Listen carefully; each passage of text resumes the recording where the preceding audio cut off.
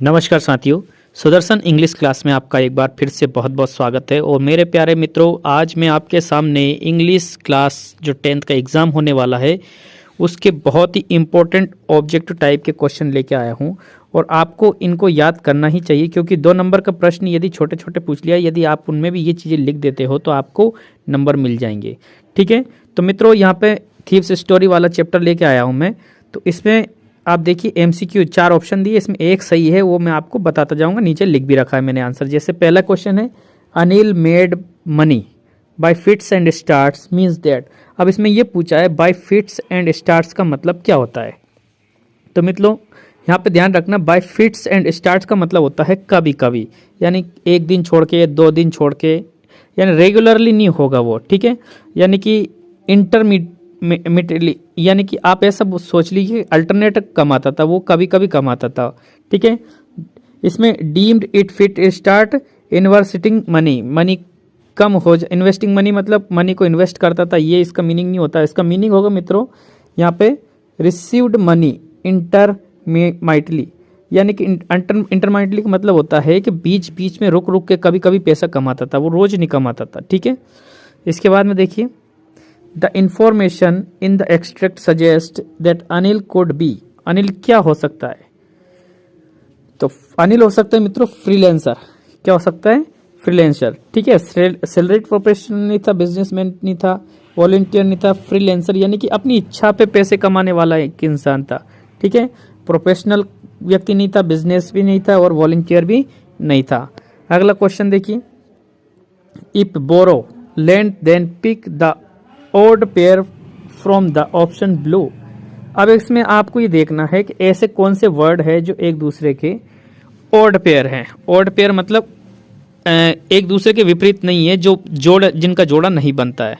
देखिए, गिव मतलब होता है देना, टेक मतलब होता है लेना, ये एक दूसरे के अपोजिट है बिल्कुल। लॉस मतलब खोना, फाइंड मतलब प्राप्त करना।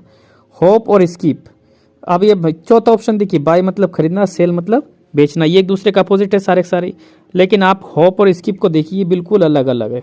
ठीक है, तो ये ओड हो जाएगा अपने लिए। अगला क्वेश्चन देखिए, अब ये जो पोयम है, जो थीव्स स्टोरी, इसमें जो स्पीकर है वो लाइन में वो कौन है? तो ये जो द थीव्स स्टोरी है ना, ये हरि सिंह ने लिखी थी, यानी कि जो चोर था उसने लिखी। Hari Singh a young boy in the speaker is the speaker in this line who is thief. जो थीफ है ना, ये जो चोर था, ये पोयम जो कहता है उसी ने लिखी थी, जो नरेट है।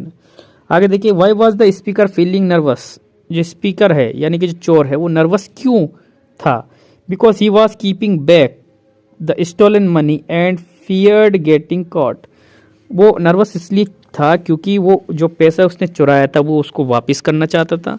ठीक है, और उसको ये डर लग रहा था कि वो कॉट यानी कि पकड़ा नहीं जाए। ठीक है, अगला देखिए मित्रों, other man the freedom of moment, what else does speaker feel happy. दूसरे क्षण जो स्पीकर है वो हैप्पी कैसे हो गया था? He was free to come and go when he pleased, जहाँ उसको अच्छा लगता था वहाँ पे वो जा सकता था, आ सकता था, इसलिए उसको अच्छा लगा था। और तो और he was trusted bye Anil, और अनिल के द्वारा वो विश्वास पात्र भी बन गया था। ठीक है, अगला क्वेश्चन देखिए, what does the speaker mean by most trusting person.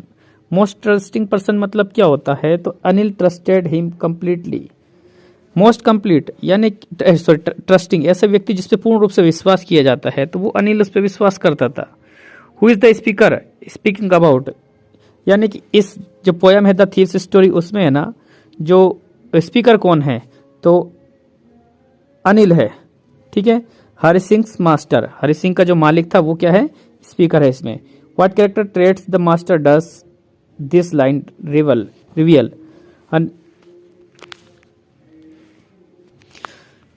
किस प्रकार का चरित्र था उस व्यक्ति का, आप इसमें वर्णन कीजिए। ठीक है, तो अनिल इज केयरिंग, एक ध्यान रखने वाला, काइंड हार्टेड यानी कि दिल दरिया, बहुत ही अच्छा व्यक्ति था। काइंड हार्टेड मतलब होता है अच्छे बड़े दिल वाला व्यक्ति। कंपेशनेट यानी कि सहानुभूति देने वाला। अंडरस्टैंडिंग एंड ट्रस्टिंग पर्सन, एक प्रकार से दूसरों का दर्द समझने वाला और विश्वास पात्र व्यक्ति था। ठीक है मित्रों, ये छोटे छोटे क्वेश्चंस आप जरूर याद करें, इनको आप ऐसे सीरियस लेके चलिए, क्योंकि छोटे छोटे क्वेश्चन कहीं से भी क्वेश्चन बना के वो दे सकता है, आप इनको छोड़े नहीं, ठीक है। आगे देखिए, at the beginning of the story thief met a fellow named. शुरुआत में जो चोर है वो किससे मिला था? तो आप इसमें आंसर देंगे मित्रों, अनिल से मिला था, ठीक है। At what time? At that time the thief वास। चोर जब था वो, जो हरि सिंह, वो उस टाइम पे कितने साल का था? तो वो मात्र 15 साल का लड़का था, ठीक है। अनिल वास, अनिल कितने साल का? Year old when the thief met him. Anil कितने साल का था जब वो हरि सिंह से मिला था? तो वो 25 साल का था, ठीक है। अनिल वास, अनिल क्या था मित्रों? तो अनिल एक राइटर था, यू मैगजीन्स लिखता था, और वो बाय फिट्स एंड स्टार्ट, यानी कभी कभी पैसे कमाता था, रोज नहीं कमाता था, ठीक है मित्रों।